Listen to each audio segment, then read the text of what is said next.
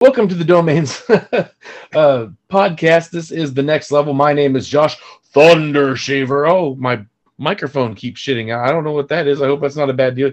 Maybe it's because I keep getting too loud. Anyway, I have an excellent guest with me today, Travis from Planet Recap. Travis, how you doing? Fantastic, man. I'm home from work and I'm ready to talk Marvel. Oh, yeah. So today's topic is going to be the San Diego Comic-Con reveals, which was heavily dominated. And I mean heavily dominated by Marvel. So basically what's going on is we got through the biggest, nerd event of the year. And there was a lot of just really kind of lackluster from anybody else. And then Marvel comes in sideways and just goes, we've got this and this and this and this and this and this and this. And if you wanted some more of this, yo, dog, I heard you like this. So here's some more of this. And it was all over the place. They talked about Netflix's Sandman series, which I'm still torn upon.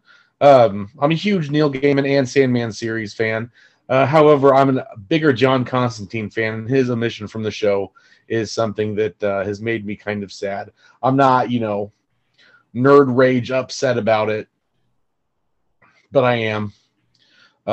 Jenna Coleman's hot, but she's not John Constantine. I wish she were Matt Ryan. She's no Olivia Colman. Right? Which was a faux pas I had in the group chat the other day. Made me laugh. Now, something, I don't know if you're a Star Trek fan at all, but yeah. Oh, I love Star Trek. Okay, have you watched Lower Decks on Paramount Plus? To follow up how much I love Star Trek, I have not watched that. Okay, we're talking fart humor. We're talking very lowbrow comedy in a Star Trek series. It's everything that I've ever wanted in Star Trek on Paramount Plus right now. Season 3 is getting ready to start. Yeah. Oh, yeah. So they've got another show that they're running called Strange New Worlds, which throws it all the way back to the original series. Have you watched that one? Interestingly enough, I was just talking to one of my best friends, Tom, about starting that show because I'm listening to, I listen religiously to Fat Man Beyond, Kevin Smith. Yeah, okay. Mark Bernardin talks that show so high pedestal that I need to start that show. Like, regardless if my boyfriend wants to watch it with me or not, because I'm so in. One of my favorite episodes of the original series is the beginning, is the very first pilot that they half acknowledge, half don't acknowledge with Captain. Yeah. And I'm like, that's such a great episode. And why I haven't started it, I can't even begin to justify it. But I love that episode. And if that's any indication, I would love to start that series and to see what that has to offer. Well, I definitely recommend both, especially because at Comic-Con they announced a crossover. I saw something about that with Lower Decks. Yeah, nobody knows what to expect from that. Even Will Wheaton was like, I'm excited about this. And we're like, all right, dude, like, if Will Wheaton's, on his personal Facebook page talking about how excited he is, I'm certainly excited because let me tell you, some of the stupidest lowbrow comedy I've laughed at until, like, I snorted water out my nose has been from Lower Decks, man. It's been fantastic. Is that a Seth MacFarlane production? No. You're Okay. thinking of... I'm thinking of the Orville. Orville, yeah. Okay. Which is now coming to Disney+. Plus.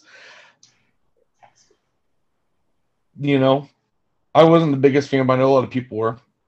DC didn't really have a lot of things to show people outside of Sandman, except for Black Adam. Floating Rock Johnson. Yes, exactly. I'm pretty excited about that one, but also they've let me down enough times that I know not to be excited about that one. So I'm going to keep that one right in my pocket. They did show off a lot of other people. That's pretty cool. I'm pretty excited about Dr. Fate being in live action. That's going to be excellent. That's the thing I'm looking most forward to with Black Adam is Pierce Brosnan as James Bond as Dr. Fate. Yeah, Dr. So Fate. Gives me another excuse to buy another Dr. Fate action figure for my DC shelf. Yeah. Speaking of DC as well, not really as far as the live media, but as far as the comics, Todd McFarlane announced that they are doing another Batman Spawn crossover. I've got the first two from way back in the day in my comic book stash, so I'm very excited about this one. Frank Miller had something to do with the first two. I don't know what he's going to be doing with this next one, but hey, could be a thing, could not be a thing. And It's news to me. I didn't catch that. So that's... Oh yeah, that was something that was kind of low key announced, and I'm kind of looking through my notes, and I'm seeing Marvel. Let's see, there was a multiverses roster announcement, but we played that the other day on Twitch already. We've already got LeBron James in his Space Jam uniform. Did they announce more people by any chance? Rick and Morty as two separate characters. Okay. And then they also started an event which got finished up already. Players had to get so many 100,000 ring outs, and we got the show me what you got arena. So I'm pretty excited about that. They showed off some D&D movie, which has been everywhere. They showed off the new Lord of the Rings show. Mm-hmm. And then I'm just kind of sifting through my notes, and the Dragon Ball Super superhero movie, which I'm personally very excited about, finally got a trailer. That's going to be exciting. John Wick 4. Anyone who saw John Wick 3 knew that there's going to be another movie. Like, come on. So that's not really that shocking of a surprise. Other than that, we got Marvel. A lot of Marvel. And that's Marvel. Yes. 2% everybody else. Yes. And that is why you're here today, Travis. We've gotten past the quick stuff, and now we're getting to the meat and potatoes of this episode. But before we do, let's talk about your credentials to talk about this with us today. So you've got your own YouTube channel, and it is called Planet Recap. Very much is. Yes. I inform a certain audience as to what to know going into certain Marvel properties. So just to kind of preface it by saying, in no stretch of the imagination is it geared toward like you and I, you know? Right. You and I know like going into anything, like what to know and what to expect and what to not expect. But there is an audience, I feel, that are very casual about certain things. You know, I've got Brian. Oh, Brian. Oh no. Last week's podcast was all about how he doesn't watch the Disney Plus shows. And I'm like, dude, they're so important. Well, yeah, man, I watched the movies. Anything else is extra time. Brian. No, absolutely not. The Disney Plus shows are not the Marvel Netflix shows. These are absolutely canon. Absolutely canon. Each one referencing the other, like without a doubt. Very much. So, you know, it all kind of started off with, you know, my boyfriend and I, like, first couple months of meeting him, I showed him a movie or two, thinking, okay, if he likes these, I'm in. Like, I'm in. We're in business. And so I showed him a couple of movies, and I'm like, okay, like, if he can get behind these movies, then I think we're good. And so then at that point, we had started the MCU. So I'm bringing him through. This was like 2016, so I think we had a certain amount of months before we saw, I think, Doctor Strange was our first. Yeah. 2016. So we're deep into the MCU at this point. Right. Yeah. Mid-phase, like phase 3 had just started. So I'm like, I got 2 phases to catch him up on in like a matter of 3 months. So like, you know, we started off and, you know, we'd watch maybe 1 or 2 a week. But I still, as a like unconventionally obsessed MCU fan, feeling the dire need to like, oh, remember this before we watch this. Remember this and this and this. And he's like, yeah, I get it.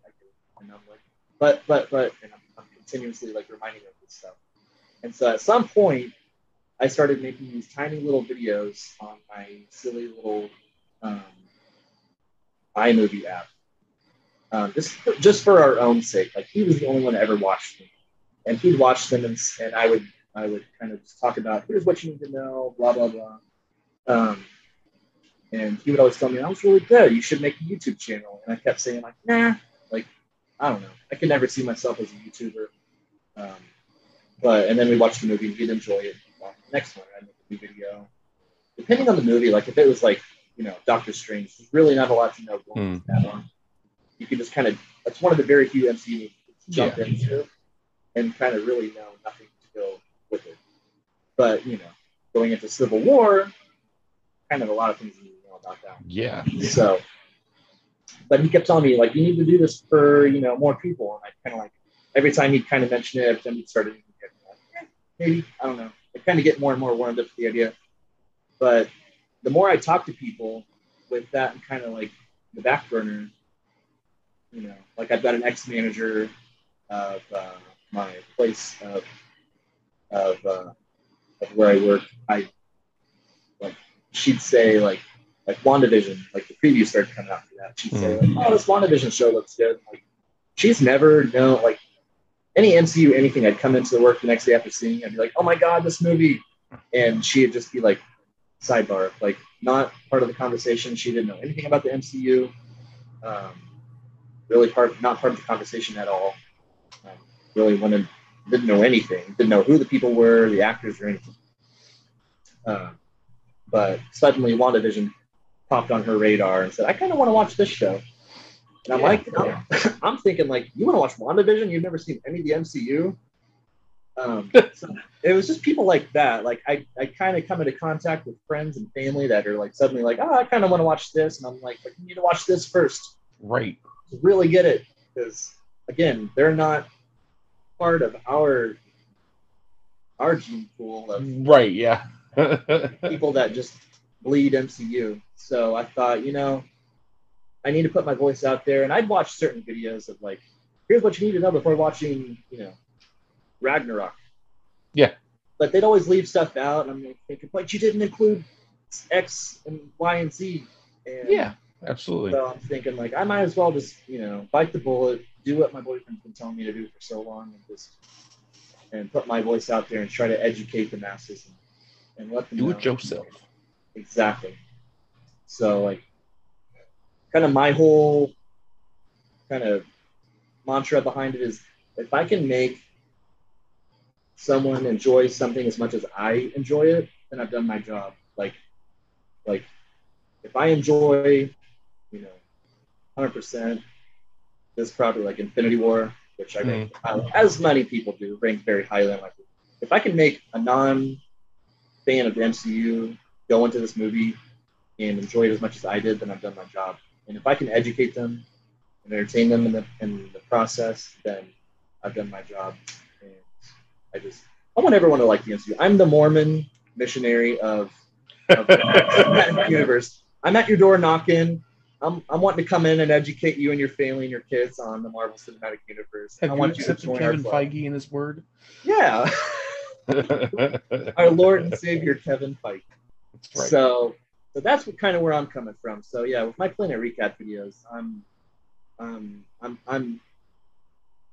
every video I do, and it might get repetitive if you watch like a marathon of them, but I treat every video as if you're watching a video of mine for the first time. Which is great. I do the same intro, I don't know who's watching. I don't know what you've seen, but I'm not going to spoil anything. I'm going to preface it by saying, here's what I'm going to spoil before you actually get into it. So many videos on the internet do spoil a lot of stuff, and they don't get the day before we went and saw Thor: Love and Thunder, I was sitting at work on my computer, and people were already posting, like, here's how to better understand the ending of Thor: Love and Thunder. And I'm like, what is your fucking problem? There was something else too. Oh, Stranger Things season 4 part 2. The day that dropped, I'm like sitting at work, and it's like, did this person, and this person really die? Read more to find out. And that was the title of the article. People who do that are in the separate level of hell, along with people who touch children and talk in movie theaters. For real. What's my F-bomb number I get? We're okay. We're a podcast. I didn't know what the MA rating was for these. Do I get one like PG-13? TVMA. Okay, so yeah, absolutely. Like, right. And I didn't even watch Stranger Things, and I already know who dies in that show. Like, right. Which I'm wanting to kind of start my movie because I've heard so many great. Oh yeah, it's good. Well, next week's episode is fandoms that you can't get into the show because of the fandom. So I'm not going to be that person, that's like, you need to watch Stranger Things, but you should watch Stranger Things. Yeah, lowercase. Oh yeah, lowercase, casual. So. But let's roll with it. So the first thing that's coming out next for the MCU, and I actually didn't even think about this being part of the canonical MCU. I really thought that this was going to be something more along the lines of the Baymax series, is I Am Groot. Yeah, interesting stuff. I mean, James Gunn has came out and say it's not part of his kind of Guardians saga, but that's not to say it's not part of the MCU. It absolutely is. I really and truly, I think it's just kind of if you love it, Baby Groot is the Grogu of the MCU. If you love Baby Groot that much, then watch this. But it's not going to be one of those. To understand Secret Wars, you need to watch Baby I Am Groot. So, which, yeah, I mean, they've got Bradley Cooper coming back as Rocket. They've got, which blows my mind that it's actually Vin Diesel sitting. I just picture Vin Diesel sitting in a studio. I am Groot. I am Groot. How much money does he get every time he says, I am Groot? Now, excuse me, I'm going to go drive my car. Yeah, and piss off another director. Right. So, I don't know. Are you like excited about this? Are you going to tune in for that one? Single? Yeah. Admittedly, no. Am I going to watch it? Yeah. I'm that kind of an addict. However, I'm not like super excited about it. I feel like it's going to be a take it or leave it thing. I don't know if I'm going to watch it as it comes out. It might just be like one of those things where, like, it's a Saturday, I'm doing stuff around the house, we've got a TV in every room, mostly. I mean, we live in a townhouse, so it's not like we have, we have our book reading den. It's I've got my office, we've got our bedroom, we've got the living room, and there's a TV in each one of those. So, if I'm doing something somewhere, like I've got some shelves I've got to hang, I'll watch a couple episodes while I'm doing that, stuff like that. While you're taking a bathroom break, maybe pull up Disney Plus on your phone. Right. Check out an episode or two. My office, so the TV is right here, right behind me. You can kind of see the corner of it in the frame that we've got. Oh, okay. And then I've also got, I call it the poop office, a bathroom right off to the side in this room. So, there's a clean path from the toilet if I leave the door open, so I can sit there and watch. Okay. I'm not too proud to say that I've definitely gamed like that before, too. You thought this. My buddies will be like, were you taking a shit? And I'm like, yes, keep killing. But yeah, that's something that I will definitely casually watch. Now, something that I am not passively excited about is She-Hulk, Attorney at Law. I actually meant to have some of my She-Hulk comics with me so I can be like, She-Hulk. But those are in the bedroom and Rachel's sleeping, so I'm not doing that. Oh, I thought you were going to connect the two, like Rachel sleeping with your comics. Like, you're that protective of your comics. I mean, I'm protective enough that they're in our bedroom as opposed to any other room in the house. However, the breaks that they have to get to you. Yeah. Because, full disclosure, we were recording this after I watched SummerSlam, so it's actually like almost 1 o'clock in the morning as opposed to when we normally record these on a Sunday morning. So Rachel is definitely all the way asleep, and if I wake her up, I will sleep on the couch. So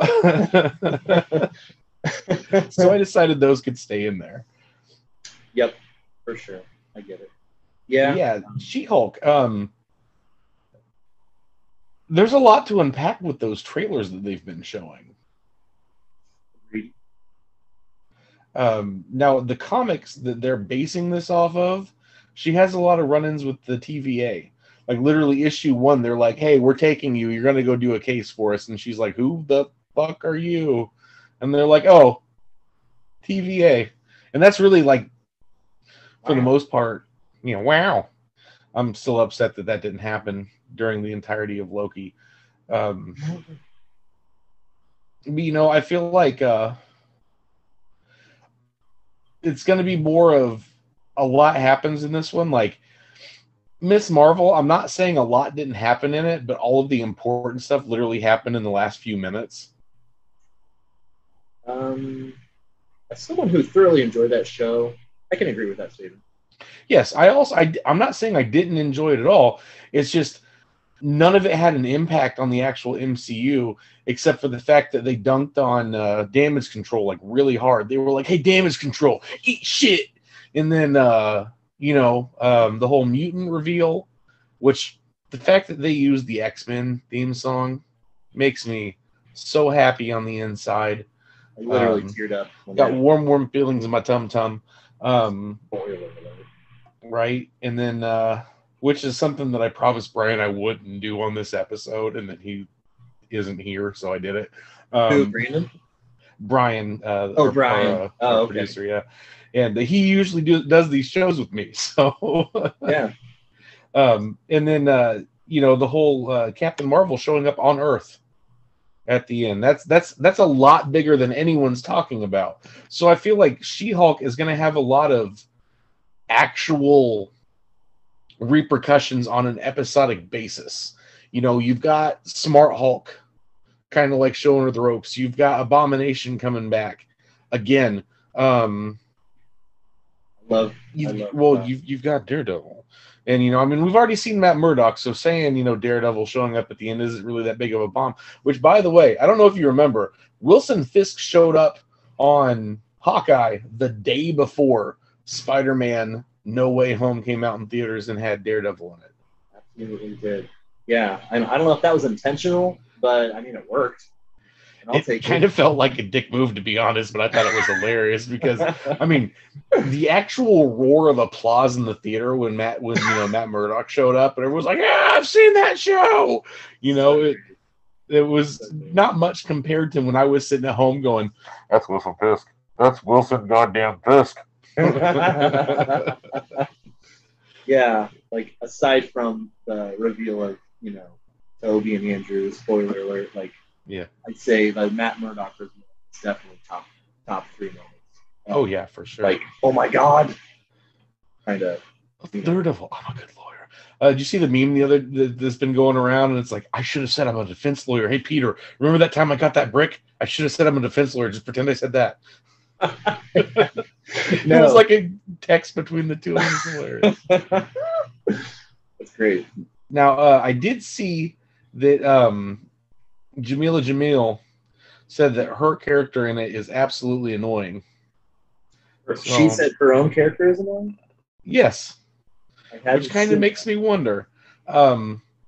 It's the only thing that makes me a little bit concernicus about the show is that the own actor was like, "You're not going to like me." Yeah, that's not a really great way to sell your product, is it? Yeah. Maybe it's on purpose. I don't know. But the She-Hulk Attorney at Law coming out August 17th, 2022. That's definitely going to be a big MCU standpoint. Annoyingly entertaining. Maybe you're just so entertained you just can't handle it. Right. I need to watch something else way less great. See, that's a good way to spin that. I hope that's the case. Right. And then next we'll have Werewolf by Night coming out in October. Is that a show? Is that going to be a series, or is that the... So it's going to be a special. A special, okay. For some reason, that one went over my head. It's not going to be a series. It's not going to be a full-on movie. From what I've gathered, if I was a betting man, I'd say we're sometime in late September, early October, we're going to get an hour-long Werewolf by Night special. Hour-long. Okay. I can't wait. It better be John Jameson. Does he tie into the comics at all? We're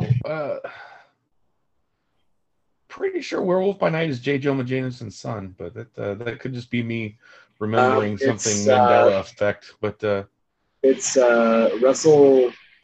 Okay, that's what I thought. Yeah, that's definitely a Mandela effect. Hey, all you nerds, don't crucify me for that. It's 1 a.m. Leave me alone. Bam. Jack Russell. Jack Russell is Werewolf by Night. I think that's I forget the actor's name. Whoever one of the actors was in that M. Night Shyamalan movie, Old.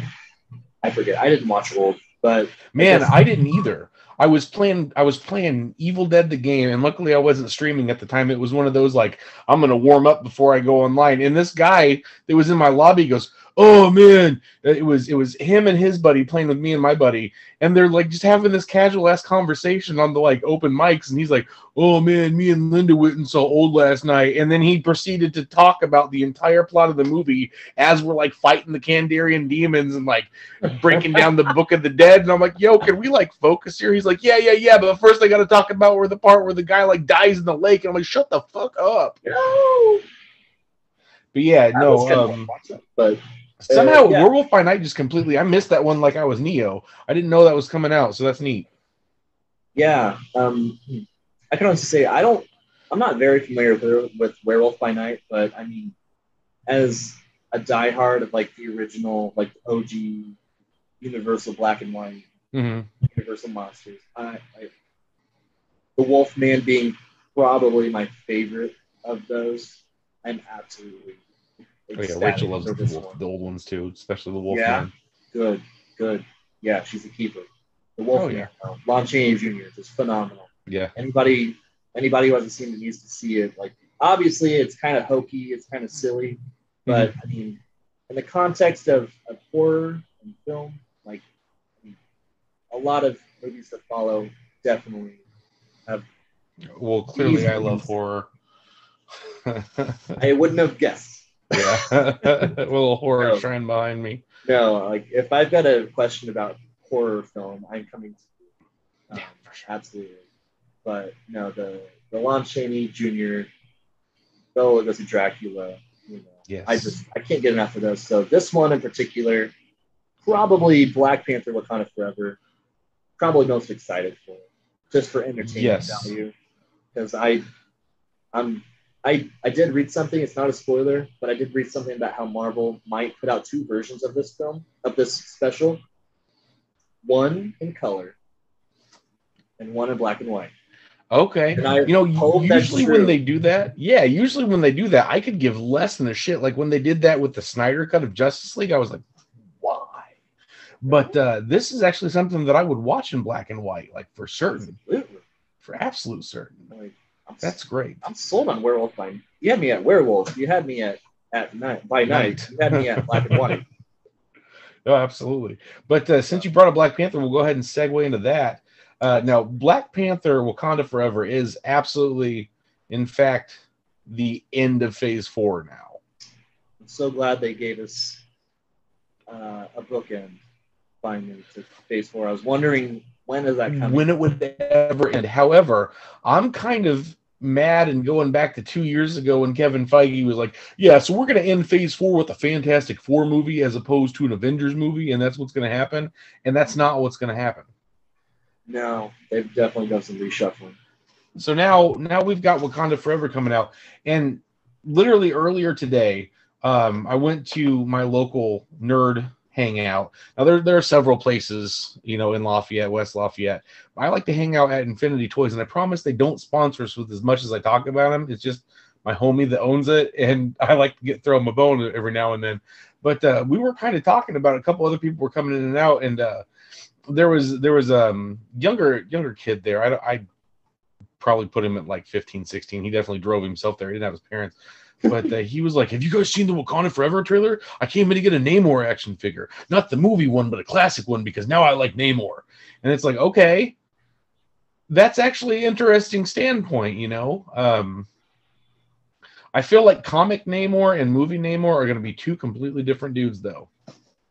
Yeah, I think this kid's probably going to enjoy this Namor way more than a diehard Namor.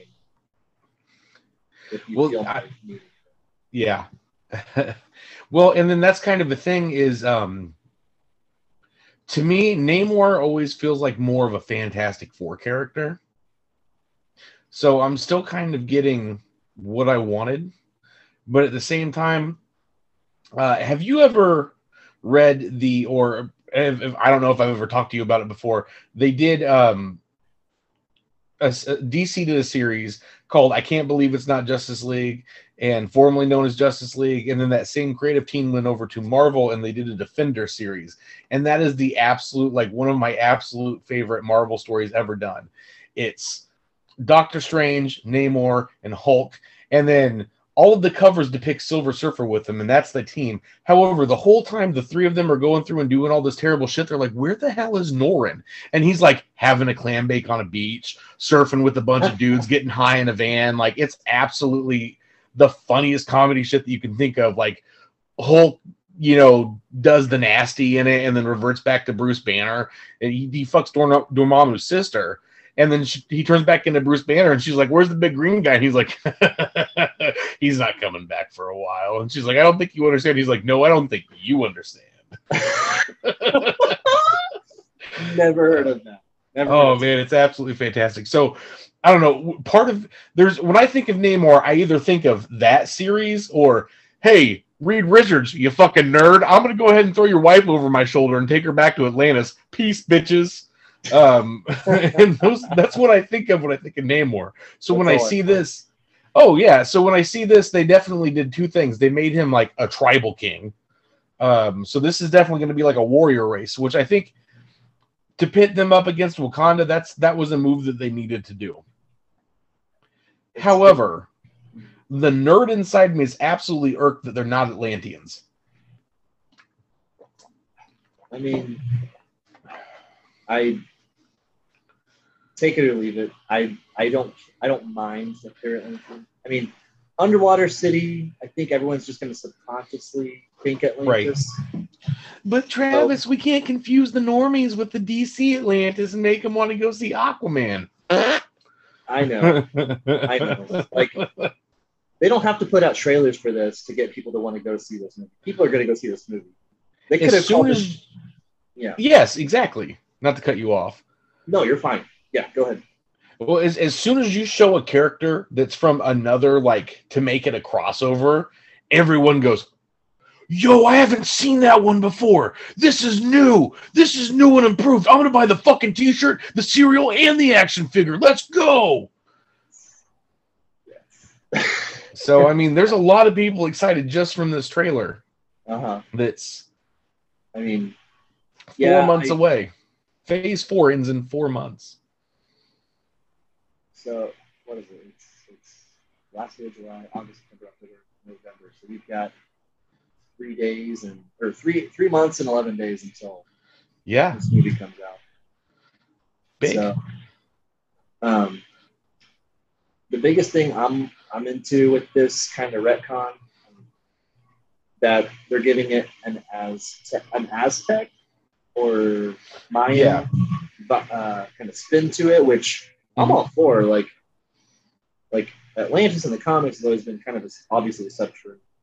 Kind of a South Pacific looking kind of deal, but you know, give it whatever spin you want. You know, make it Aztec, make it you know, an offshoot of a kind of culture down in Central America. Like that's some really creative thinking in my opinion. Absolutely. I think the actor they cast, I mean, aside from just being like ridiculously gorgeous, like I totally buy him. From the few frames we've got from him, I'm totally buying him as like a name. Like he looks great, and you know the whales, and not to mention the giant megalodon mouth throne, which I want one. Right. You know. No, like I'm all for it. Like, you know, differentiate you from Momoa, Aquaman, all you want. But I mean, Marvel's a brand at the end of the day, and you can make this guy, you know, Abu from The Simpsons, but with a Marvel label, people are going to go see this movie, like regardless. No, absolutely, and that's the thing, is that I kind of feel like they could have not even tried too hard. But they did. They did it for us. They were Phil Collins on the Tarzan movie soundtrack for us with this. I love that soundtrack. I cried to that soundtrack every night. You know, and I really like that. I don't remember what they call them because they're not Atlanteans anymore, but that for all intents and purposes, they're Atlanteans. I really like the fact that they're blue now. I mean, they are in the comics. So they're going out of their way to be like, hey, Namor's different, but all these other dudes are fucking blue. Can I say something that might, I don't know how much of a spoiler it is? Say no and I won't say it, but if you're interested, I will. Say it. Do it. From the things I've read, Namor will be a mutant. Namor actually is canonically a mutant. Is he? I did not know that. Yes. Marvel actually lists him as the... So there's kind of like a question that pops up from time to time. The one that I'm thinking of specifically is Marvel Knights 4. It's just called 4, no fantastic in front of it. And the whole plot of this comic is the Baxter Building loses all of its funding, so the Fantastic Four has to go out and get regular ass jobs to keep paying the bills. Okay. So Sue Storm becomes a teacher. And she's like, all right, can anyone tell me who the first mutant is? And somebody's like, Jesus. And somebody else is like, Namor. And she goes, well, depending on your theology, you're both right. Oh my God, please make Jesus a mutant. Yeah, Jesus is a mutant in the Marvel Universe, as is Santa Claus.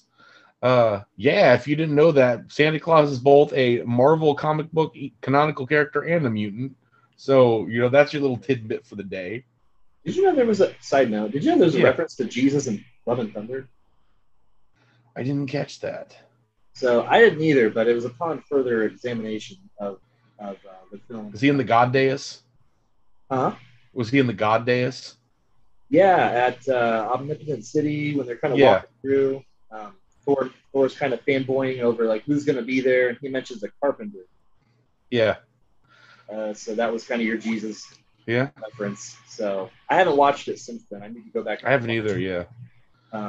But Jesus is subtext and MCU canon at this point, as far as his occupation is concerned. Mm-hmm. So. Yeah, no, it's funny because like we watched it on IMAX, but we did the same thing with Doctor Strange, and I watched it at home the other day on my 4K TV, and I felt like it looked so much better than it did at the theater. So it's like, oh man, I can't wait for all these movies to come back out on Disney Plus so I can watch it on this bad boy. Cause I know, anything that comes out, I'm all for the IMAX version of Disney on TV. I love it. Absolutely. So Black Panther is going to close out Phase 4, and before we move on to Phase 5, I have one quick question. Mm-hmm. Do you think Doctor Doom will also show up in Black Panther? Short answer, yes. I do too, and I hope so, because Doctor Doom is my all-time favorite Marvel character, and every time we've seen him on the screen has been a turd inside some armor, and I'm over it.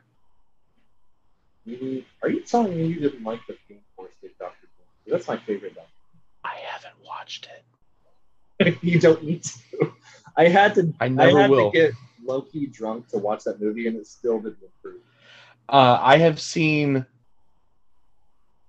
part of the CinemaSins of the, however many things wrong with Fan Four Stick, and I stopped watching that video. However, I do have the Roger Corman. I have a bootleg of the Roger Corman Fantastic Four from the 90s on DVD, and that, up to this point, is my favorite Fantastic Four movie, and I'll go to my grave until the MCU one comes out. I've never seen it. I've been dying to watch it. Man, I'll definitely let you borrow it. At the end, Reed and Sue get married, and their limo's driving off. And Reed reaches out the top of the limo to wave, and it's literally a rain gutter painted blue with a glove on top of it, just waving back and forth. It's awesome. So that wraps up Phase 4 for us. Sadly, not with Fantastic Four, but we'll get there. So now we move on to Phase 5, and Phase 5 is a James Gunn project. My boy James, with the Guardians of the Galaxy holiday special coming out in December, just 1 month after Black Panther. Yeah. I guess they don't have an official release date for that, but I guess we can expect it December. Okay, looking at this, it says December, but I thought that was kind of crazy that that's the shortest gap between phases. It's like they literally just had to stick a book in there to be like, okay, we got it. This is getting out of hand. Here we go. Yep. Photo finish. And not very much is known about the holiday special, other than the fact that it's just kind of there. Yeah, I don't know. Maybe in the same vein of I Am Groot. Like, do we consider this an official? Well, do we consider this an official chapter of the MCU, or do we just kind of let this be kind of a silly little spin-off special? I mean, James Gunn did make it. Yeah, but did he also make I Am Groot? No. He didn't. So, yeah. I mean, regardless, I feel like it's going to be beloved. Yeah, no, it's going to be great. I feel like if you were to have anybody have a ridiculous like holiday special for no reason, it would be the Guardians. Canonically, Thor isn't with them anymore, but that's the only thing I would add in. Maybe Thor stops by to be like, "Ha ha, I'm your favorite. Ha, you love me," and they'd be like, "No, we the fuck don't." I assume you've seen the bootleg Star Wars Christmas special, correct?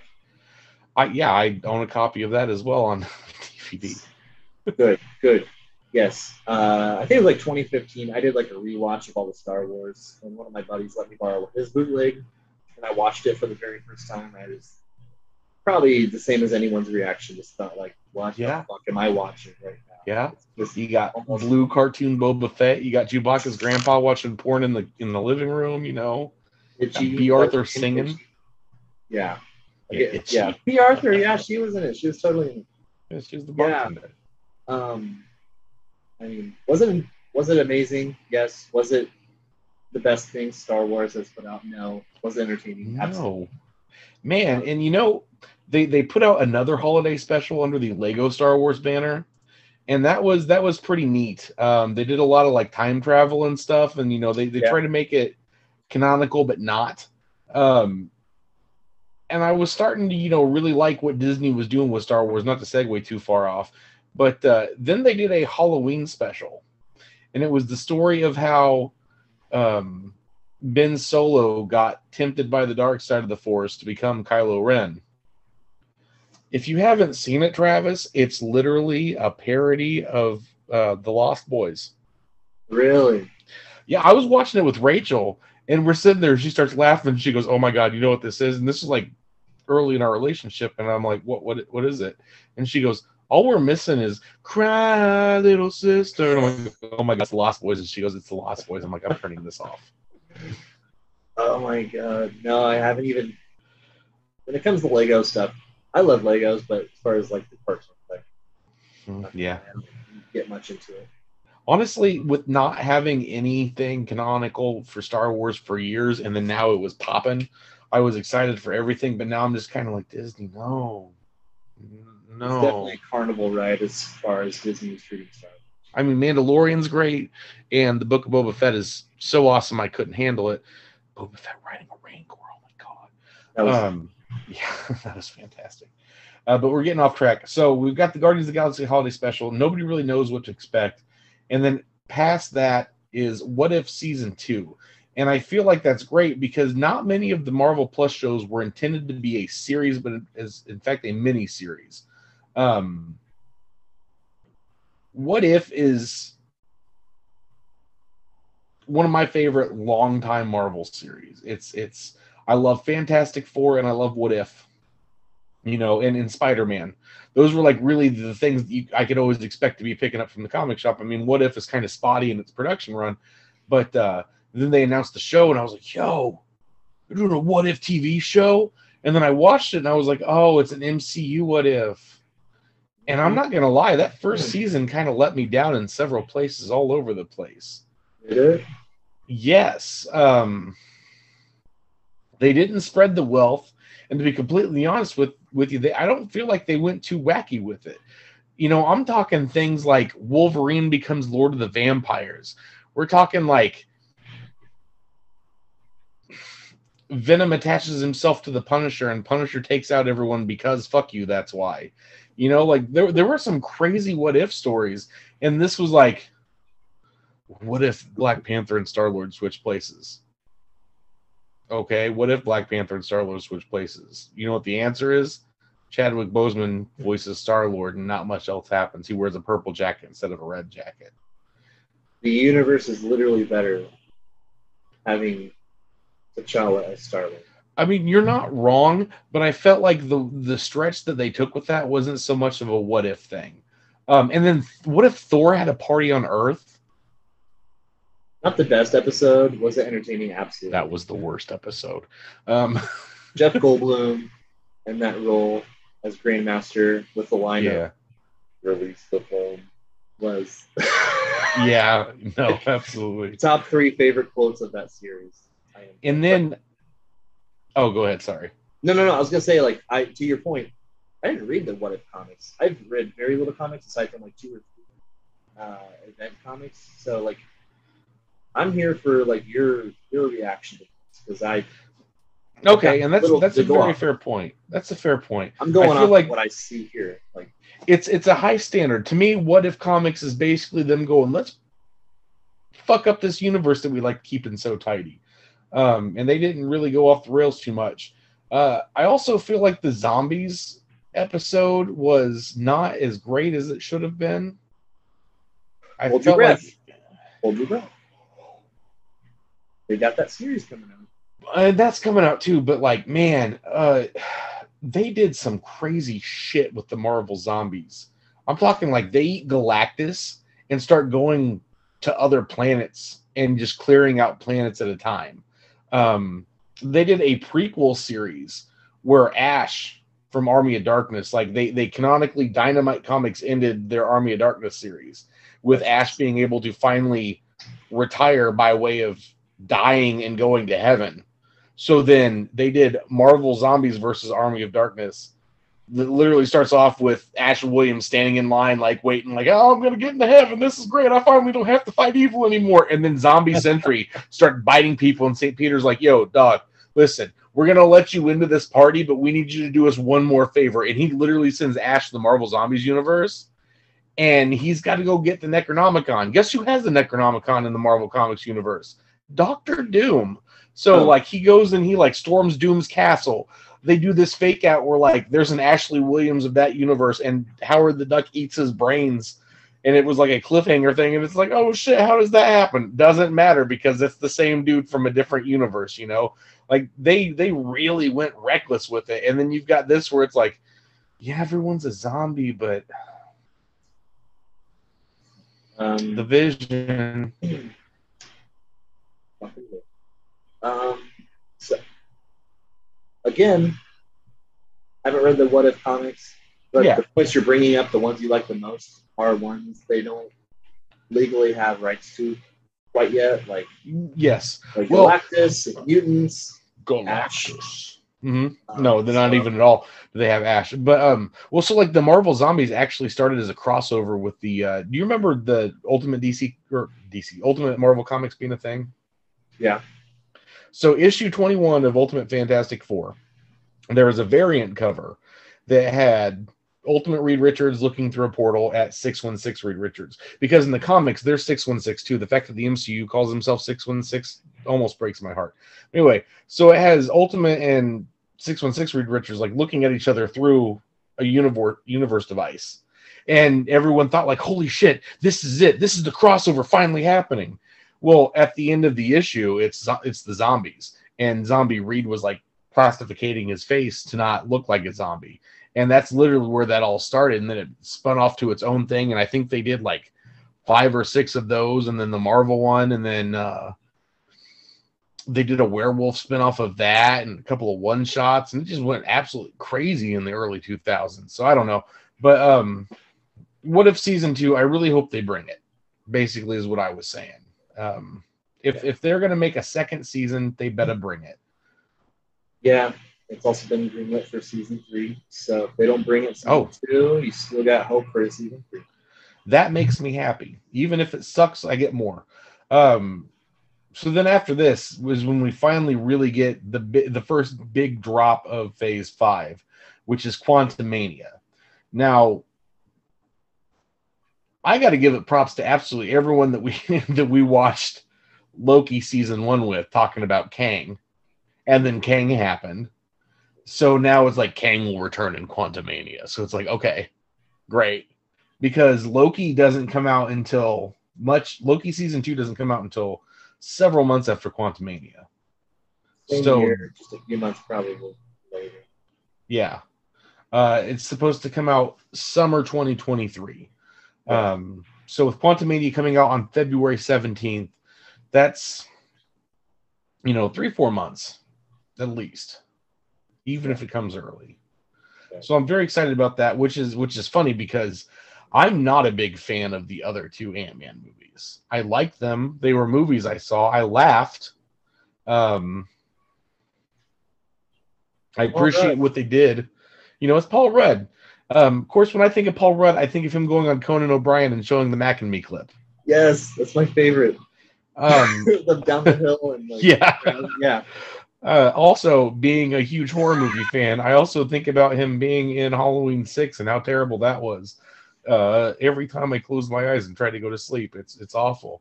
Just to jump in, on Reddit, I saw Ant-Man Quantumania trailer leak, and I pressed play, and it was just that Mac and Me trailer. I was you had to know. Great. You had to know. Oh man, he did that for Ant-Man too. He's like Conan. Yeah. Disney's sending me here. Like, why would I do that? Like, I'm going to get in trouble. Like, this is an actual clip from the movie. And sure enough, it was. And he's like, all right, Conan, sorry, I was breaking your balls. Here's the clip from Ant-Man. And then he did it again. It was the best. That's just gold. But Quantumania is going to be great. They're changing up Cassie Lang's character again. Or actress again, which definitely, I've had this theory that they're setting up Young Avengers. It's the thing that's the most obvious, but it's the most not confirmed. But they've not confirmed it at all. Now, however, they are still confirming some things at D23 coming up. But you've got Patriot from the Falcon and Winter Soldier series. You've got Kamala Khan now. You've got Haley Atwell. You've got Wanda's boys, who were founding members of the Young Avengers. However, they're not really in our universe currently, so maybe like something will happen down the line when they get pulled in. But that's for later talk. Hawkeye, Mockingbird. And Kang can even show up as Iron Lad. Fuck it. This is very true. I mean, that would make for a very good story arc between a good King variant versus a very evil King variant. I would totally. I'm going to be in line for it anyway, but that'd be a very good reason to sell tickets. Elena Belova. I don't know if they plan on. I can see her more toward Thunderbolts more than she's a Thunderbolt. Definitely, because you got Elaine recruiting everyone. But then after that, you've got Secret Invasion, which could definitely give us Hulkling. I'm not very familiar with Hulkling, so whatever you say is going to kind of. So Hulkling is a Kree and Skrull hybrid, and he has to hide the fact that he is a Kree and Skrull hybrid. So what does he morph into? So people will leave him the fuck alone? A Hulk. Okay. I've always thought that was absolutely genius. Yeah. But no, Secret Invasion. So I want to go way back to when Miss Marvel comes out. I went and saw that with my best friend, and we're walking out of the theater being like, they fucked up. They fucked up bad. How fucking dare they talk about the Skrulls being the good guys the whole time? That's not supposed to be revealed for way later. Everyone's supposed to hate the Skrulls. Skrulls are supposed to be misconstrued as bad. What are they doing? And then the whole point of Secret Invasion was everyone was supposed to hate the Skrulls one last time until you realize, like, oh, those poor green bastards don't have a home, and that's why they're doing this, to try to fit in, you know. But something else about Secret Invasion that was really neat is we got characters back from the dead because they never died. Their Skrull counterparts did. And I'm wondering if that might happen in this. Yeah, I mean, if you were a betting man, you had to pick one character from at least Phase 3. Who's your Skrull? Iron Man. Really? That's bold. Well, I mean, that's the only way they could bring him back, and they kind of, I mean, killing Iron Man was a big, like, final, you know, point that they had to make, because they're like, we want this to feel like a final point for our saga. But at the same time, like, what is the MCU without Iron Man? No, it's been pretty good without him, although he's been my favorite character. Like, I'm still here for the ride. I think making him a Skrull would kind of cheat the whole heroic Tony. And you're not wrong. Well, the Skrulls are good guys down at heart. I know, but if there's going to be a Tony that gives his life, I hope it's our Tony, not a Skrull Tony. If that's the case, where has Tony been for X amount of years? Well, and then Miss Marvel, you know, Carol Danvers was one of the big Skrull reveals, as well as Jarvis. But we don't have a human Jarvis. We have the Vision now, because he was an AI. And that was kind of like a big deal when, like, Jarvis just, like, turned green and started shooting at people, and everyone was like, yo, what the fuck? I'm thinking of other big players that turned out being Skrulls. Spider-Woman, we don't have her in the MCU yet. Mrs. Fantastic, you know, the Invisible Woman, we don't have her yet. We do have Electric Nachos. What's Electric? What is that? Electric Nachos. No, Electra Nachos was actually like one of the bigger Skrull players as well. And then when we finally got the real Electra back at the end of Secret War, she's like, oh yeah, I've been like basically evil this whole time. The good Electra is not me. So I'm going to go run the hand now, and everyone else can like eat the corn out of my shit. Okay, thanks. Fair enough. So I don't know if that's going to like factor into the Daredevil series that we haven't even begun to talk about yet. But I really feel like Secret Invasion is when they can really screw a lot of stuff up for no reason, and I'm really down with that. Yeah, I hope it's going to be kind of in the same vein as Winter Soldier, just like this conspiracy thriller. Like, right when you think you know you're 2 steps ahead of the story, you find out you're actually 5 steps behind. Like, well, I feel like, yeah, no, I agree. I feel like as a comic fan, it's going to piss me off constantly. But I feel like as a fan of cinema and what they've really built with the MCU, I'm really going to like it. So I'm definitely going to be conflicted. But at the end of the day, it's part of the story, man. There's a lot of things they can do. Kind of like something that really irked me about Falcon and Winter Soldier is they were like, I wonder what Steve would do. It's like, bro, he's not dead. He's just old. Go visit your grandpa. You can go visit the old Asian guy. Go visit old man Steve Rogers and ask him his opinion. I'm sure he would love to talk about World War II again. I don't know. Not only did they not acknowledge that he was alive, they just assumed he was on the moon. Yeah. Which was, I mean, whatever. Whatever, yeah. But, you know, and then after that, you've got Guardians of the Galaxy Volume 3.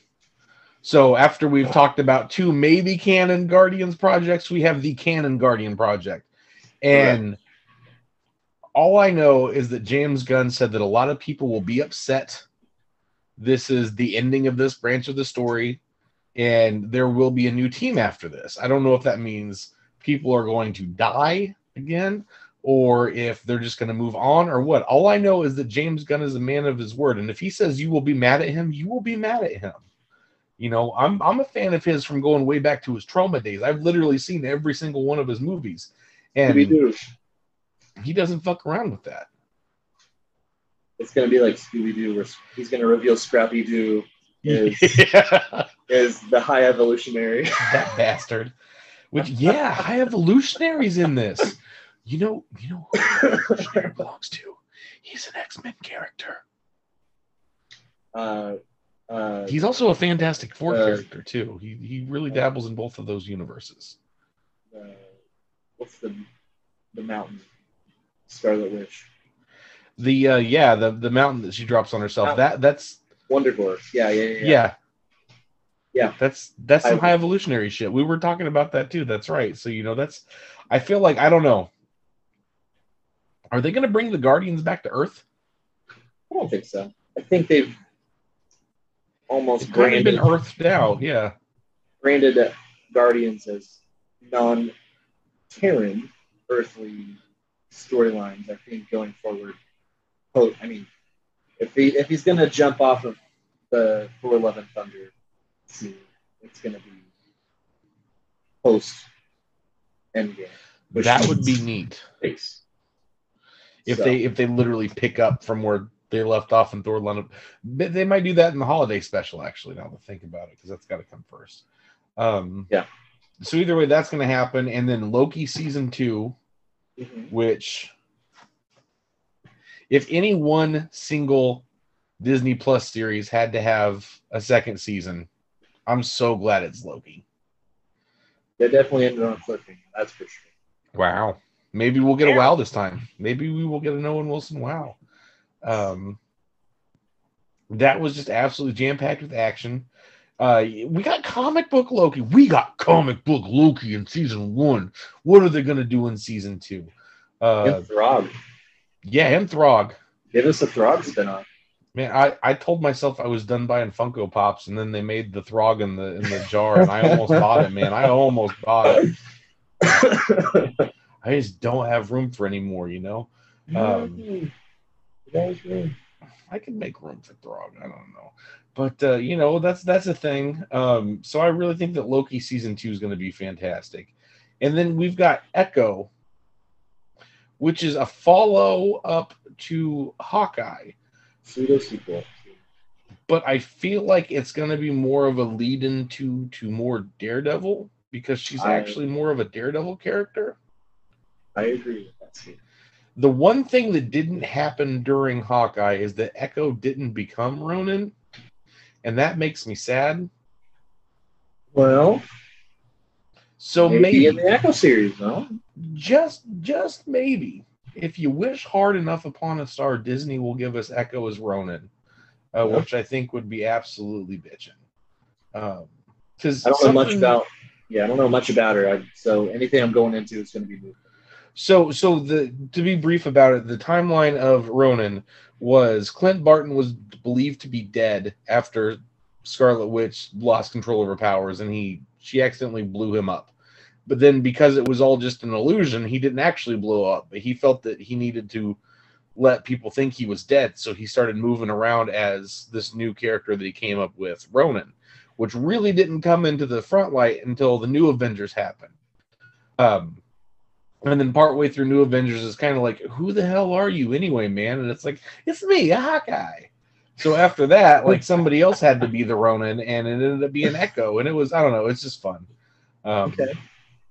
So I don't know really what to expect from Echo other than maybe Hawkeye, maybe Daredevil, most likely Wilson Fisk. I think they're both confirmed at the end. Oh, good. That's a good sign. I really like the fact that we're using Daredevil. He's not. Yeah, they're not wasting Charlie Cox at all. Speaking of which, did you know that that Disney is contractually obligated to use the Fox Marvel actors? Yeah, for several years. Yeah. So until like 2025 or 26, which means we're really not going to get any new mutants until like that time, which is why they used Xavier, Patrick Stewart, which is why they're using Ryan Reynolds, Deadpool, which is why they're making new characters. Well, in my mind, the universe that they go to in Multiverse of Madness is in fact the universe from the X-Men cartoon. That's why he's got the gold hover chair and they play the music and everything. But more on that, because we're moving down the list next to Marvels, which is going to have Carol Danvers. It's going to have Kamala Khan. It's going to have Photon. And I don't know if anybody else is going to be in it, but they've definitely at least made it to the point that you're going to know that it's those three. Yeah, I'm excited. Mm-hmm. Brie Larson has not, if I'm being honest, been my favorite MCU actor to join the game. Ditto. I think I'm not alone in that assumption. She's made, not at all. I don't know, she's a little too outspoken. I don't mind anyone outspoken, but she seems a little too much. Mm-hmm. And I think the fact that they've gone from Captain Marvel 2 to the Marvels mm-hmm. means that they've probably sat her down and had a nice talking with. Yeah, absolutely. And I don't know how much you know about the character Rogue, but for the most part, the power set that people know her to have, where she's got the super strength and the flight and all that stuff, that's actually because she sapped it from Carol Danvers. She touched her for way too long and just kind of like ultra absorbed it. So for like the majority of the 90s, that Rogue that everyone knows and loves, and especially from the X-Men cartoon, is because of contact with Carol Danvers. So maybe we can get that going in a future installment too. Sure. And then we've got the Ironheart series, which I definitely feel is a spinoff. They're going to make it more of a spinoff of Wakanda Forever, as opposed to an Iron Man tribute, which is what it is. In the comics, she's kind of like the new Iron Man. Yeah, they definitely didn't shy away from her in the trailer. They literally showed an Iron Heart. Yes. Also, the character kind of cool hand slapping, like almost, I guess it was kind of an homage to Shuri and T'Challa's kind of brotherly, sisterly, sibling high five between Shuri and Riri Williams. So I mean, she's got to play some kind of large part in the sequel. Yeah, absolutely. So that's going to be a whole mini series. So I feel like that's how we're going to get Iron Man back as well, to kind of circle back to the what if Tony Stark was a Skrull. Maybe not. We're still going to get an Iron Man, but it's going to have a woman in front of the man. So I've, again, not to confirm or spoil anything, but I've read something that says that I forget the character's name, but Obadiah Stane's son may or may not play the villain in this series. Which, neat. Absolutely. It's another biblical name, like Obadiah. I don't remember the character's name. Zebediah? Is that his name? I don't remember. I'm not the biggest Iron Man fan. But that's kind of almost without rebooting Iron Man, the way to do it. It's the way to do it. Yeah. And then after that, or maybe even concurrent to that, I feel like it's going to be after that, the way that they plan things out. It's also the fall of 2023.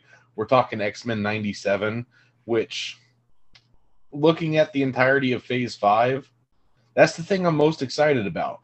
I was that kid on Saturday morning in the 90s, sitting there in front of his TV with the bowl of cereal going, yes.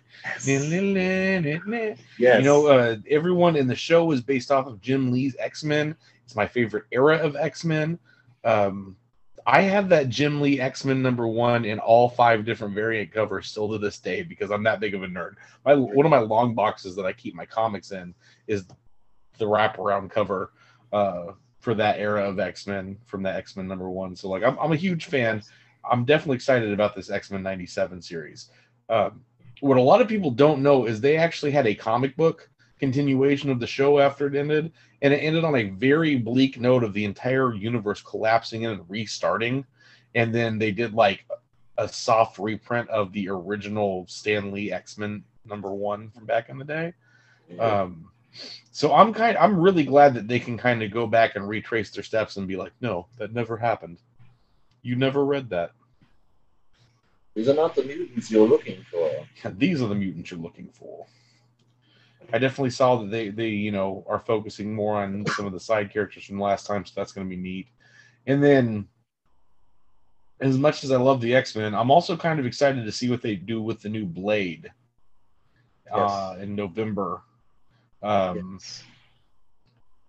I've been ready and waiting for this after we sat through that awful, awful Eternals movie and then heard Blade's voice at the end in the end credit scene. Which also, side note, I saw that Harry Styles was signed on for 5 movies as Eros. Really? Yeah. I hope none of them are Eternal sequels. Which also, why the fuck has no one talked about the giant handed head sticking out of the earth? All I need is for someone to be like, hey, did you see this? And like hold up a newspaper or a magazine. That's it. That's all I want. I was hoping they would just do that in Spider-Man, you know? It's like, okay, cool. So, you know, that just goes to show you how much nobody gives a shit about the Eternals. Kevin Feige was like, just kidding. JK. Yeah, we did it because we love Steve Ditko. We've done it and it's over. Okay, bye. But Blade is going to be exciting because I feel like this is when they're going to go back to the more R-rated stuff again. I really can't see them doing a PG-13 Blade or why they would want to. House of Chthon was terrible. I would imagine it's going to be PG-13 if I bet money on it. Yeah, I mean, Marvel Disney didn't make House of Chthon, but it definitely wasn't the R-rated. Sticky Fingers was also not great as Blade either. I'm not trying to shit on it, but I'm also not going to praise it in any way, shape, or form. But I definitely like. I know they've shown me that they can do a more horror side of the Marvel universe, and I liked it. So I'm really excited to see what they do with Blade. I know a lot of people shit on Multiverse of Madness, and we keep bringing it up, but I feel like they really did some great, just kind of like we're doing some scary stuff. So that's cool. And then something that a lot of people are not excited about is the Agatha Coven of Chaos show that's coming out in the winter. I've heard some really, really negative takes on that. People just being like, why? This is going to be more useless than Moon Knight, you know? And it's like, oh. Moon Knight? That was a great show. But where does it connect? With the Sons of... not the Sons of Anarchy. You know the thing. What's it? The Marvel Knights? Yeah. No, the Sons of... What's it called? What am I thinking of? Ghost Rider and Moon Knight and Blade. Marvel Knights. You're thinking of that game. Midnight Suns. Midnight Suns, yeah. No, they're building up to Midnight Suns. Absolutely. Okay. Well, I can deal with that. But a lot of people are just, like I said, these are other people's words I'm talking about. Sure. I liked Moon Knight, and you know I did.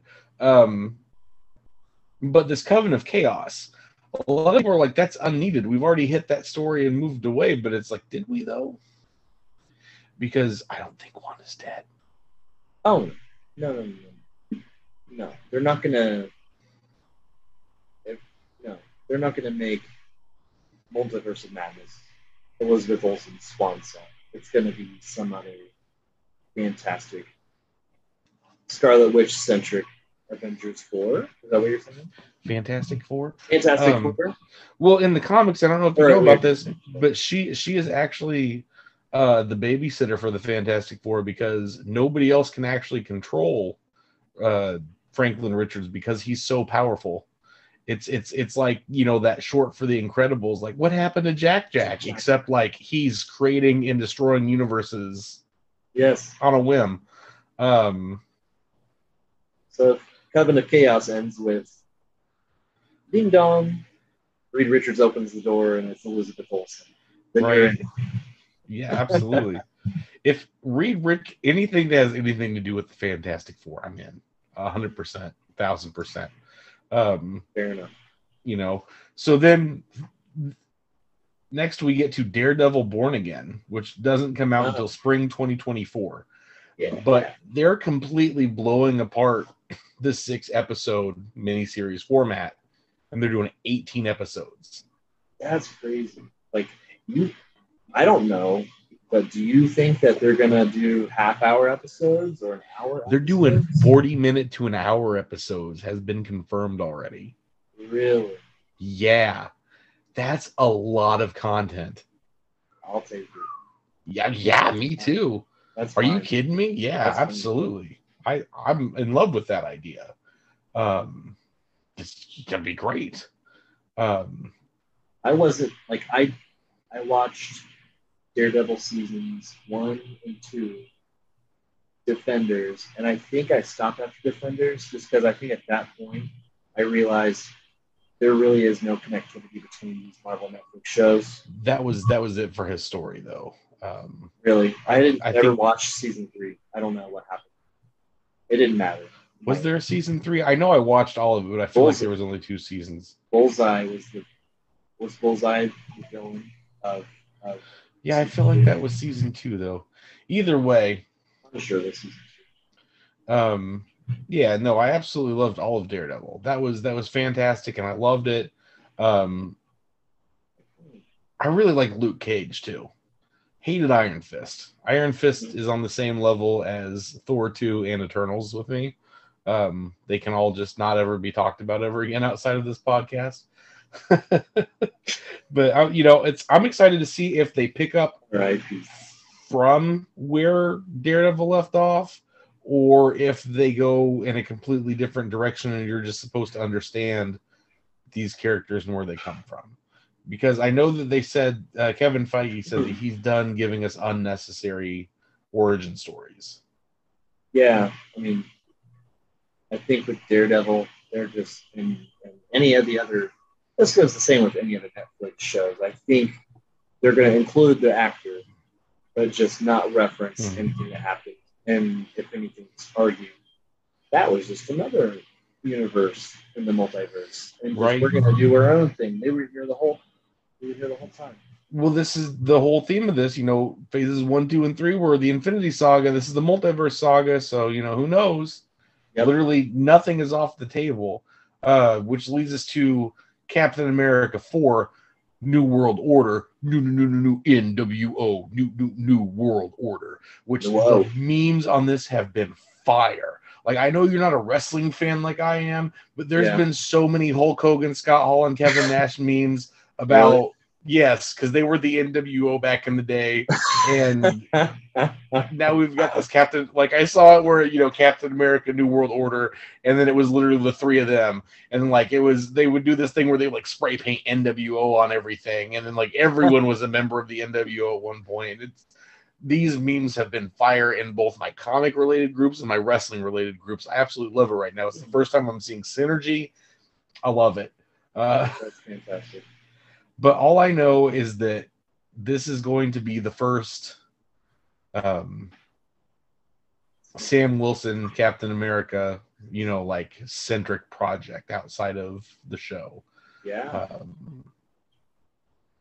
On one hand, I'm sad because in the comics, you've got Sam Wilson as Captain America and then Steve Rogers as Captain Steve Rogers, and they're both kind of both Cap at the same time.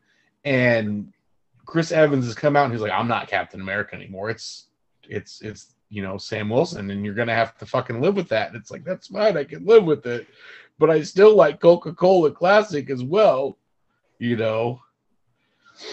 So I have nothing against the new Coke. It's bold and refreshing, but Coca-Cola Classic's where it's at. I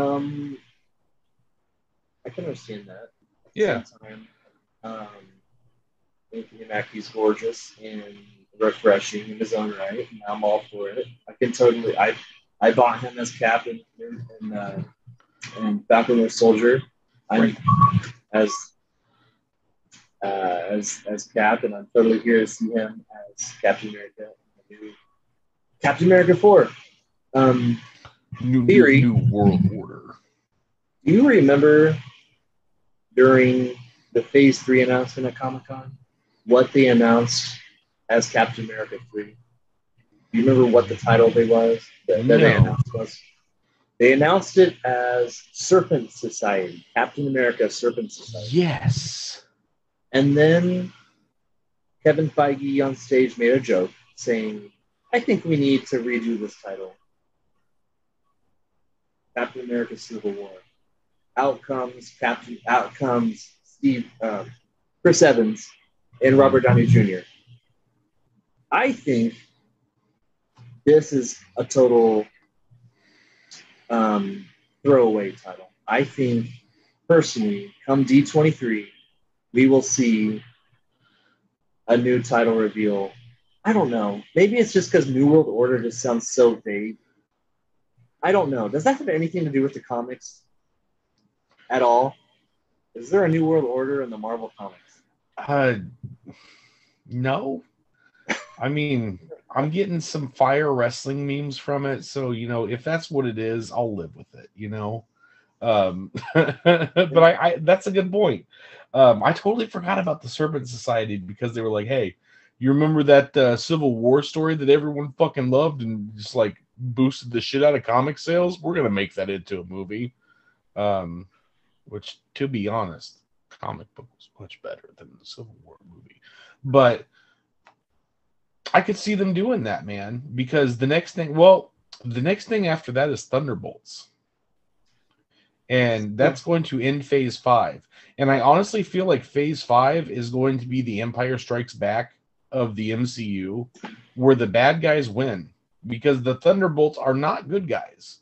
The Thunderbolts are the Suicide Squad of the Marvel Universe. They're like, hey, there's all these bad guys, and we're just kind of fucking with you. So if you think we're the good guys, you're not paying attention. I mean, there's no Norman Osborn to lead them. I know the Thunderbolts have existed way before Norman Osborn was the leader of the Thunderbolts, but I feel like that's my favorite era. We've got Baron Zemo. We've got U.S. Agent. We've got Yelena Belova. We've got Elaine from Seinfeld. She's collecting people. I'm trying to think of who else she has, but Abomination. Did you say Abomination? Abomination. Yeah, he's going to be there too. I think Abomination was more than anyone. The fact that they're promoting him so heavily and She-Hulk stuff, and also Shang-Chi says, "Hey, remember this guy? Like, he's gonna come in more so later." That movie was canon, whether you wanted it to be or not. And I know some people that don't want it to be canon. Yeah, not being one of them. I think they might even introduce Punisher into the Thunderbolts, which would be interesting.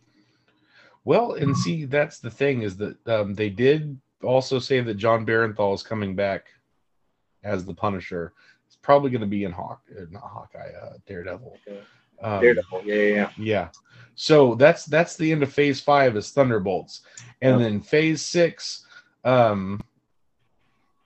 they only gave us a couple of movies, and then 1, 2, 3, 4, 5, 6, 7 untitled films. They didn't say anything about the shows, but they definitely said that my favorite announcement out of all of this, of course, they saved the best for last, because I was whining like a little butthurt kid that they didn't have Fantastic Four in Phase 5. But to start Phase 6, yes, I don't want to wait till November 8th, 2024, but that's just a reason to keep myself alive until then, because let me tell you, 24 Fan Forster. No, I'm so excited about the MCU actually doing the Fantastic Four.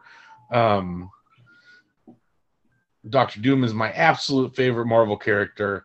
You can't have Doctor Doom without the Fantastic Four and that accursed Richards. I feel like you can't do Secret Wars without the Fantastic Four, especially Doctor Doom. Every time there's been a Secret Wars, Doctor Doom fucks it up for everybody else, no matter what.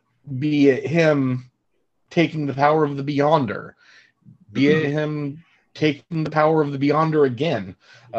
It's like Doctor Doom is always the winner of the Secret Wars. So the fact that that is another movie, so there's Fantastic Four untitled film, Fantastic Four: The Kang Dynasty, which Oh yeah, by the way, Kang is the main villain across this, um, Yeah, confirmed. I can tell you. yeah. So it's kind of like he really isn't gonna be there much after Quantum. He's gonna be there in Quantumania and Loki, and then there's really no reason for him to show up in anything else, unless, surprise, Kang has been controlling everything like chess pieces the whole time. He's literally in every movie. It's not Mephisto, but whatever. It was Jonathan Majors all along. All along. Maybe we will get Mephisto finally, and I won't care anymore because Kang's such a good villain. In Blade. That would make a lot of sense. That's true. Or in Agatha, because she is his wife. So we've got the Kang Dynasty, another Untitled film, and then another Avengers film, which, by the way, the Kang Dynasty is under the Avengers title, as well as Secret Wars is under the Avengers title. We don't have Avengers anymore. How is that going to form? Again, kind of jumping to my D23 predictions. Mm-hmm. I can see Kevin Feige walking out saying, "Remember when I announced these?" And it's going to show the title cards, and it's going to say, Young Avengers, the Kang Dynasty, Young Avengers, Secret Wars. Ooh, okay. Or maybe even New World Order could turn into the New Avengers. Sure. Yeah. Some kind of rework. Or the Serpent Society. We will actually get a Serpent Society movie. Madam Hydra, all right. But no, I think there's going to be some kind of, whether it's a title edit or just here's a new untitled property. It's going to be Young Avengers. Again, they keep every single other thing they could put out. Here's the Tiny Toons version of what you like.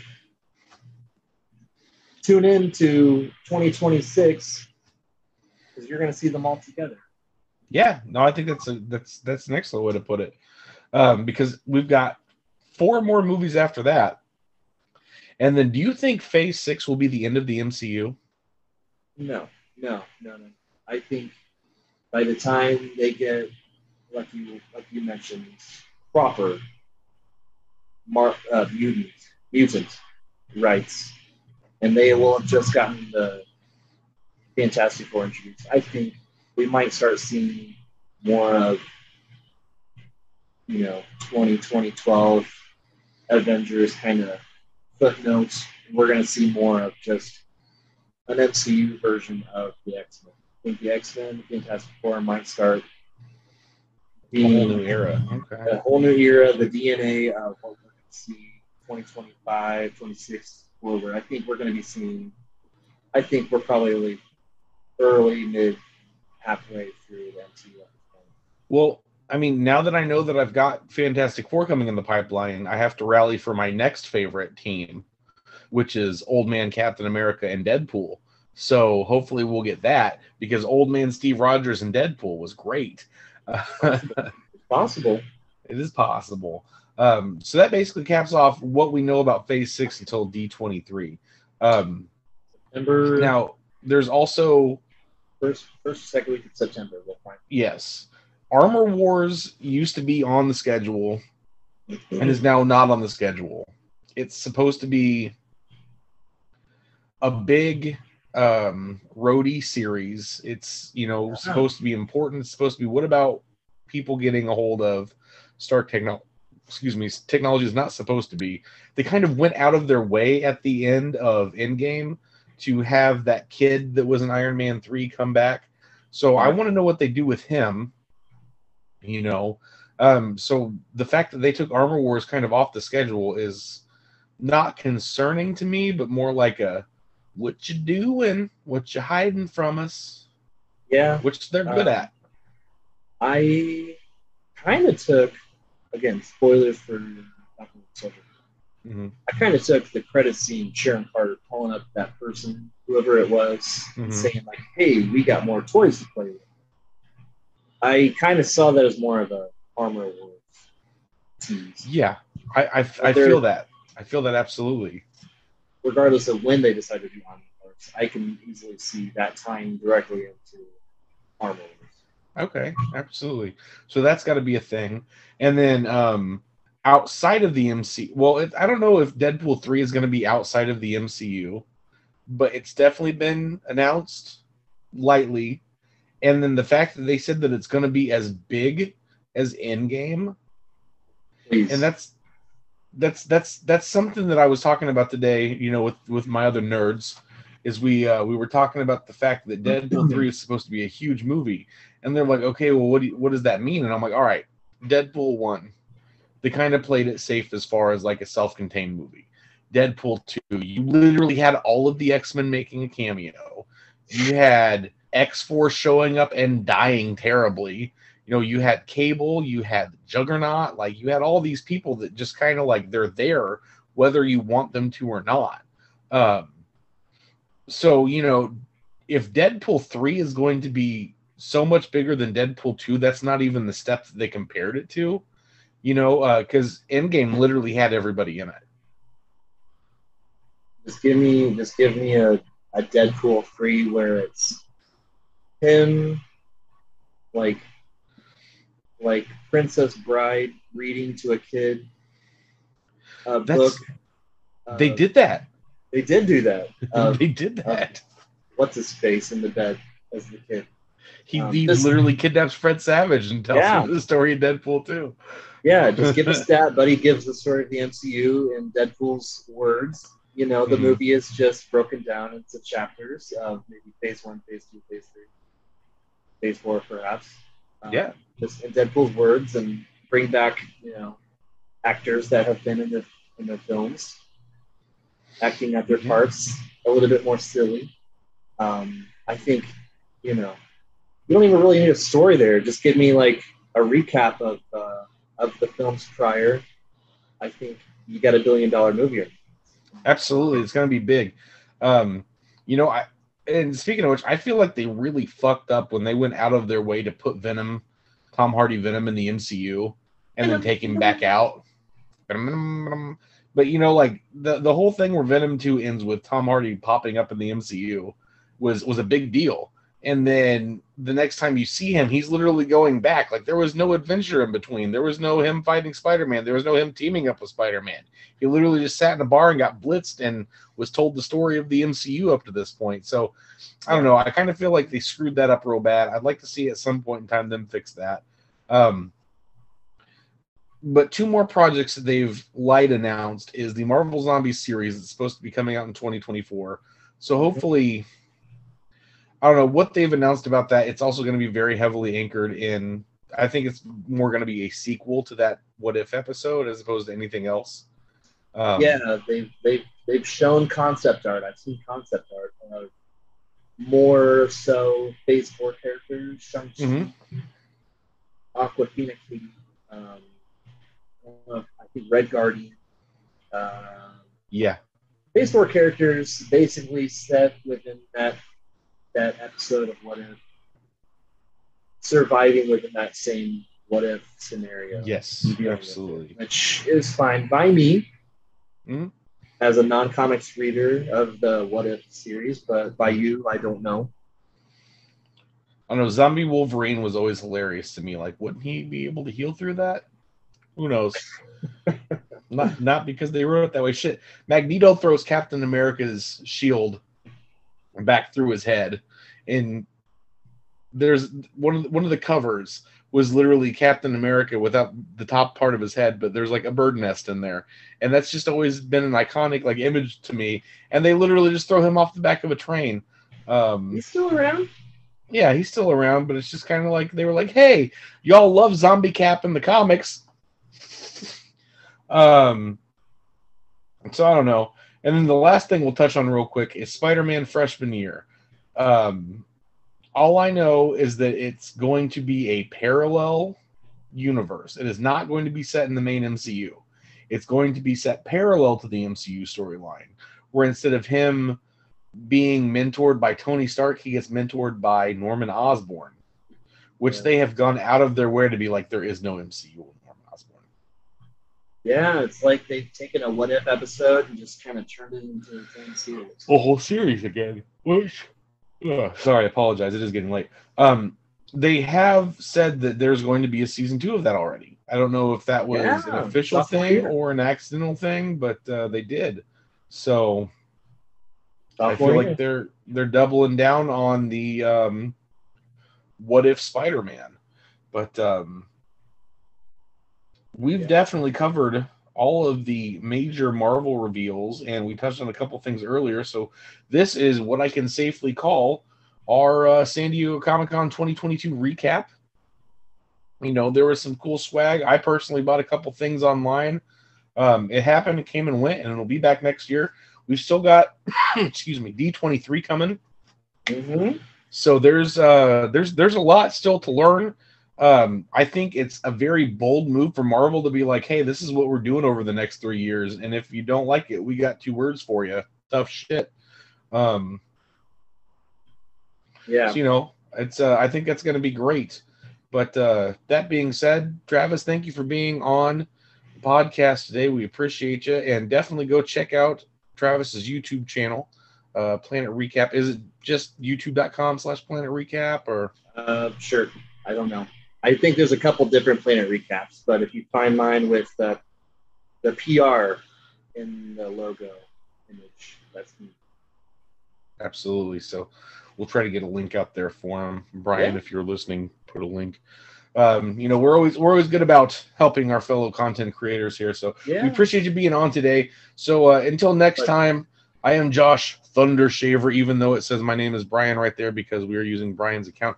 And my co-host today has been Travis from Planet Recap. And next week, join us for our part 2 of last week's episode. I will not be able to make it, but we're going to be talking about fandoms that are so toxic they keep you away from the subject. I'll go ahead and spoil mine. I don't want to watch Breaking Bad because everyone that's told me to see it has been way too aggressive about it.